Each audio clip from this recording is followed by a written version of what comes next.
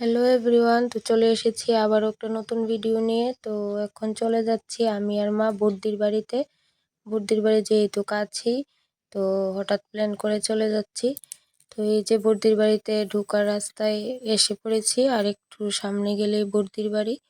তো আমি মাকে বলেছিলাম যে আজকে বিকালে বর্দির বাড়িতে যাব, যেহেতু কালকে আমি বাড়িতে চলে যাব।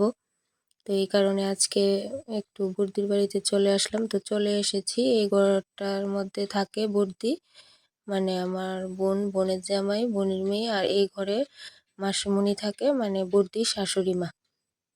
তো এই ঘরের পাশেই রান্নাঘরে রান্নাও করা হয় তাদের। তো তানিয়া স্কুল থেকে আসার পরে ওকে ভাত খাইয়ে দিচ্ছে বর্দি। তো এখন আমরা বসে আছি বারান্দায়, কারণ হঠাৎ করে কারেন্ট চলে গেছিল। এই কারণে আমরা বাইরে চলে এসেছি, যেহেতু কারেন্ট নেই। তো কারেন্ট আসার পরেও এখানে বসে অনেকক্ষণ গল্প করলাম সবাই। তো দেখতেই পাচ্ছে সবাই একসাথে বসে গল্প করছি, আর মাসিমণি কাপড় গুছাচ্ছে।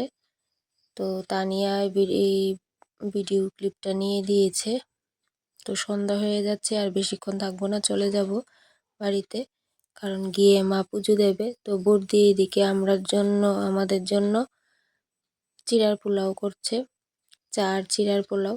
তো এটা খেয়েই চলে যাব বলছিলাম, তো বলছে চা খেয়ে যাওয়ার জন্য, সেই জন্য একটু বসেছি। তো এখন বেরিয়ে পড়েছি বাড়ি যাওয়ার জন্য। তো ব্লগটা এ পর্যন্তই ছিল। ভালো লাগলে লাইক কমেন্ট শেয়ার করো। টাটা।